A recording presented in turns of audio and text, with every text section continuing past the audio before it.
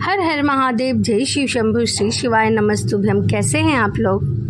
आशा करती हूँ कि भगवान शिव की असीम कृपा आप सभी को प्राप्त हो, आप सभी स्वस्थ हो, अच्छे हो।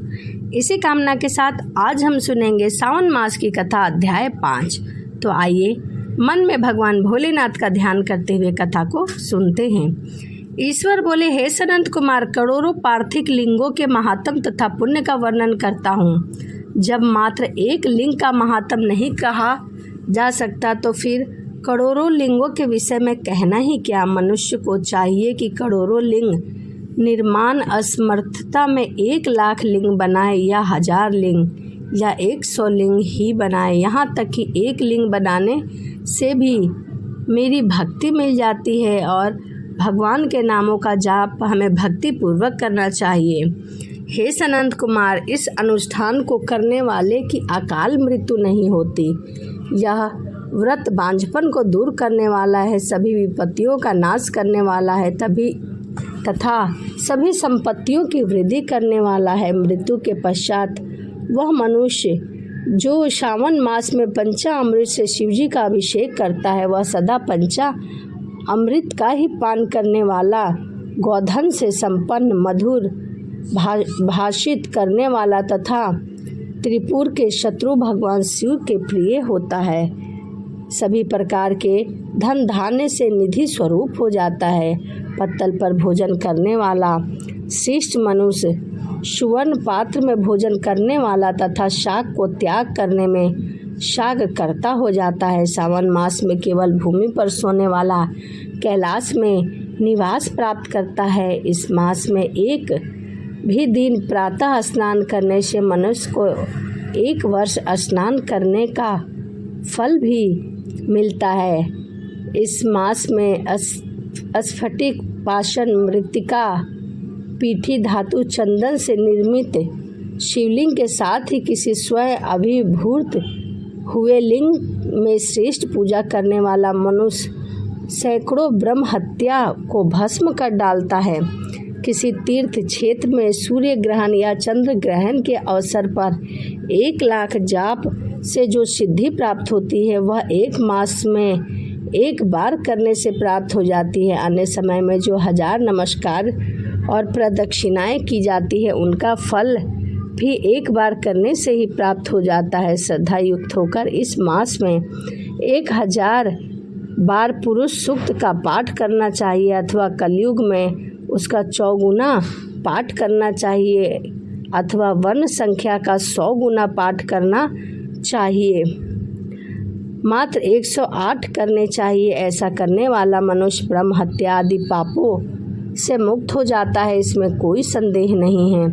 गुरु पत्नी के साथ संसर्ग जन्य पाप के लिए ही महान प्रायश्चित है। इसके समान पुण्यप्रद, पवित्र तथा पाप नाशक कुछ भी नहीं है। पुरुष सुक्ति के जप के बिना इस मास में भी एक दिव्य व्यतीत नहीं चाहिए। जो मनुष्य इस फल को अर्थवाद कहता है, वह नरकगामी होता है। इस महीने में समिधा, चारु, तिल और धृत से यज्ञ, ग्रह, होम करना चाहिए और भगवान शिव के रूपों की भली भांति ध्यान करना चाहिए। ओम भू ओम स्वः के साथ तिलों द्वारा यज्ञ नामक होम करना चाहिए। हे सनंत कुमार, इसके बाद अब मैं वारों के व्रत का वर्णन करूंगा, आप इसे ध्यान पूर्वक सुने। उनमें सर्वप्रथम मैं आपको रविवार बताऊंगा। इस संबंध में एक प्राचीन इतिहास को कहता हूँ। प्रतिष्ठानपुर में सुकर्मा नामक एक द्विज था। वह दरिद्र, कृष्ण तथा भिक्षावृत्ति में लगा रहता था। एक बार वह धन मांगने घूमते घूमते नगर में गया। उसने किसी एक गृहस्थ के घर में मिलकर रविवार का उत्तम व्रत किया। स्त्रियों को देखा तब उसे भी स्त्रियां परस्पर कहने लगी कि इस पूजा विधि को शीघ्रता पूर्वक छिपा लो। इस प्रकार उन स्त्रियों से बोला, हे श्रेष्ठ स्त्री, आप इस व्रत को क्यों छिपा रही हैं? सम्मान चित्त वाले सज्जनों के लिए परामर्श ही स्वार्थ है। मैं दरिद्र तथा दुखी हूँ। इस श्रेष्ठ व्रत को सुनकर मैं भी इसे करूँगा। स्त्रियाँ बोली, हे द्विज, इस व्रत के करने से आप उन्माद तथा प्रमाद करेंगे और भूल जाएंगे अथवा इसके प्रति अभक्ति या अनास्था रखने लगेंगे। अतः आपको यह व्रत कैसे बताऊं। उनकी यह बात सुनकर उनमें से जो एक बूढ़ी स्त्री थी वह उस ब्राह्मण से व्रत तथा व्रत की विधि बताने लगी। हे ब्राह्मण, श्रावण मास के शुक्ल पक्ष के प्रथम रविवार को मौन रहकर उठकर शीतल जल में स्नान करे। उसके बाद अपना नित्य कर्म संपन्न करके पान के एक शुभ दल पर रक्त चंदन से सूर्य के समान पूर्ण गोलाकार 12 परिधियों वाला सुंदर मंडप बनावे। उस मंडप में रक्त चंदन से संज्ञा सहित सूर्य का पूजा करे। उसके बाद घुटनों के बल भूमि पर झुककर 12 मंडल पर अलग अलग रक्त चंदन तथा जपा को कुसुम से मिश्रित भक्तिपूर्वक सूर्य को विधिवत प्रदान करे और लाल अक्षत चढ़ाएं और उन्हें नमस्कार कर प्रदक्षिणा करे। इसके बाद 6 तंतुओं से बनाए हुए सूत्र में 6 ग्रंथियां बनाकर देवेश सूर्य को अर्पण करें। उसे अपने गले में बांधे और पुनः 12 फलों से युक्त वायन ब्राह्मण को प्रदान करे। इस प्रकार श्रावण के 4 रविवार और कभी कभी 5 रविवार में इस व्रत को करना चाहिए। इसके बाद व्रत की संपूर्णता के लिए उद्यापन करना चाहिए। हे विपेंद्र, आप भी इसी प्रकार करें, इससे आपकी सभी कामना सिद्ध हो जाएगी। उसके बाद उन पतिव्रताओं को नमस्कार करके वह ब्राह्मण अपने घर को चला गया। जैसा सुना था उसने वैसा ही किया। उस व्रत के सुनाने मात्र से शिवजी के दर्शन तथा पूजन मात्र के प्रभाव से कन्याएं देवांगनाओं से अदृश्य हो गई। उसी समय से उस ब्राह्मण के घर में लक्ष्मी ने प्रवेश किया और वह अनेकों उपाय तथा नियमितों से धनवान हो गया। किसी दिन उस नगर के राजा ने ब्राह्मण के घर से होकर राजमार्ग से जाते समय खिड़की में कड़ी उन दोनों सुंदर तथा अनुपमय कन्याओं को देख लिया। तीनों लोकों में कमल, चंद्रमा आदि जितनी सुंदर वस्तुएं हैं उन्हें वे 2 कन्या अपने शरीर से अवयवों से तिरस्कृत कर रही हैं। उन्हें देखकर राजा मोहित हो गए और क्षण भर के लिए वहीं खड़े हो गए। ब्राह्मण को शीघ्र बुलाकर उन्होंने दोनों कन्याओं को मांग लिया। तब उस ब्राह्मण ने हर्षित होकर दोनों कन्याएं राजा को प्रदान कर दी। उस राजा को पति रूप में प्राप्त कर कन्याएं भी बहुत प्रसन्न हुई और वह स्वयं इस व्रत को करने लगी और पुत्र पौत्र से संपन्न हो गई। हे मुनि, महान ऐश्वर्य देने वाले इस व्रत को मैंने आपसे कह दिया। हे विधि नंदन, जिस व्रत के श्रावण मात्र से मनुष्य सभी मनोरथों को प्राप्त कर लेता है, उसके अनुष्ठान करने के फल का वर्णन कैसे किया जा सकता है। इस प्रकार श्री स्कंद पुराण के अंतर्गत ईश्वरीय सनंत कुमार संवाद में श्रावण मास महात्म्य में प्रकीर्ण नाना व्रत, रविवार व्रत आदि कथन नामक 5वां अध्याय पूर्ण। तो इस प्रकार श्रावण मास की कथा अध्याय 5 यही समाप्त होता है। तो चलिए वीडियो को समाप्त करते हैं और मिलते हैं अगली वीडियो में। सभी को हर हर महादेव, जय शिव शंभु, श्री शिवाय नमस्तुभ्यम। हर हर महादेव, जय शिव शंभु, श्री शिवाय नमस्तुभ्यम। कैसे हैं आप लोग। आशा करती हूँ कि भगवान हरि की कृपा आप सभी पर बनी रहे, आप सभी स्वस्थ हो, अच्छे हो। इसी कामना के साथ आज हम सुनेंगे सावन मास की कथा अध्याय 6। तो चलिए मन में भगवान भोलेनाथ का ध्यान करते हुए कथा को सुनते हैं। सनंत कुमार बोले, हे भगवान, मैंने रविवार का हर्ष कारक महात्म सुन लिया। अब आप सावन मास में सोमवार का महात्म मुझे सुनाइए।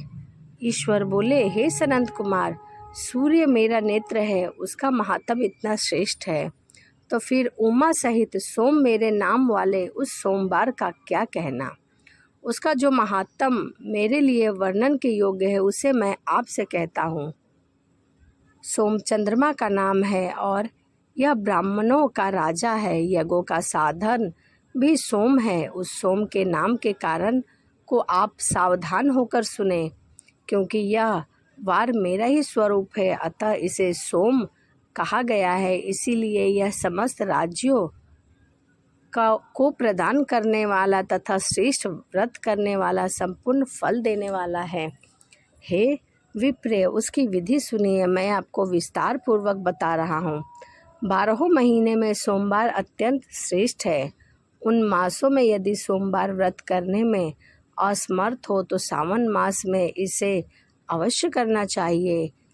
इस मास में इस व्रत को करके मनुष्य वर्ष भर का फल प्राप्त कर सकता है। श्रावण में शुक्ल पक्ष के प्रथम सोमवार को यह संकल्प ले कि मैं विधिवत इस व्रत को करूँगा, शिवजी मुझ पर प्रसन्न हो। इस प्रकार चारों सोमवार के दिन, और यदि 5 हो तो 5 सोमवार का दिन का संकल्प ले। रात्रि में शिवजी का पूजन करे, 16 उपचारों से सायंकाल में भी शिवजी की पूजा करे और एकाग्रचित होकर इस दिव्य कथा का श्रवण पान करे। हे सनंत कुमार, इस सोमवार की कही जाने वाली विधि अब मुझसे सुनो। श्रावण मास के प्रथम सोमवार को इस श्रेष्ठ व्रत को प्रारंभ करे। मनुष्य को चाहिए कि अच्छी तरह स्नान करके पवित्र होकर श्वेत वस्त्र धारण कर ले और काम, क्रोध, अहंकार, द्वेष, निंदा आदि का त्याग करके मालती, मल्लिका आदि श्वेत पुष्पों को लाए। इसके अतिरिक्त अन्य पुष्प भी ला सकते हैं और पूजा के समय त्र्यंबकम इस मूल्य मंत्र से शिवजी की पूजा करें। इसके बाद कहे, मैं शव भाव नाश महादेव, उग्र उग्रनाथ भाव, शशि मौली, रुद्र नीलकंठ शिव तथा भय हारी का ध्यान करता हूँ। इस प्रकार अपने विभव के अनुसार मनोहर उपचारों से विदेश शिव का विधिवत पूजा करे। जो इस व्रत को करता है उसके पुण्य फल को सुनिए। जो लोग सोमवार के दिन पार्वती सहित शिव की पूजा करते हैं वह पुनरावृत्ति से रहित अक्षय लोक को प्राप्त हो जाते हैं। हे सनंद कुमार, इस मास में नक्त व्रत से जो पुण्य प्राप्त होता है मैं उसे संपेक्ष में कहता हूँ, उसे ध्यान पूर्वक करो। इसे करने से पुत्र की इच्छा रखने वाला मनुष्य जिस अभिवस्ट की कामना करता है उसे प्राप्त कर लेता है। इस लोक में दीर्घकालीन वांछित सुखों भोगों को भोगकर अंत में श्रेष्ठ विमान पर आरूढ़ होकर रुद्र लोक में प्रतिष्ठान करता है। चित्त चंचल है, धन चंचल है और जीवन भी चंचल है, ऐसा समझकर प्रत्येक रूप व्रत का उद्यापन करना चाहिए तथा माता पार्वती की प्रतिमा अपने समर्थता के अनुसार बनानी चाहिए। इसमें धन की कुशलता नहीं करनी चाहिए। इसके बाद एक दिव्य तथा शुभ लिंगोत्र भद्र मंडप बनाए, उसमें 2 श्वेत वस्त्र से युक्त एक घाट स्थापित करे। घाट के ऊपर तांबे अथवा बांस का बना हुआ पात्र रखे और उसके ऊपर उमा सहित शिव को स्थापित करे। उसके बाद श्रुति, स्मृति तथा पुराणों में कहे गए मंत्रों का उच्चारण करे। उसके ऊपर सुंदर चंदोवा लगाए, उसमें गीत बाजे और मधुर ध्वनि के साथ रात्रि में जागरण करे। विधान के अनुसार अग्नि प्रस्थान करे और फिर 100 आदि 11 श्रेष्ठ नामों से पलाश की समिधाओं से 108 आहुति प्रदान करे। इसके बाद होम करके पुनः आहुति देकर आचार्य का पूजन करे। उसके बाद गौदान करे। उसके बाद 11 ब्राह्मणों को भोजन कराएं तथा उन्हें वंश पात्र सहित 11 घाट प्रदान करे। इसके बाद पूजित देवताओं को तथा देवता लोगों को अर्पित सभी सामग्री आचार्य को दे दे और इसके पश्चात प्रार्थना करे मेरा व्रत परिपूर्ण हो और शिव मुझ पर प्रसन्न हो। इसके बाद बंधुओं के साथ हर्षपूर्वक भोजन करे।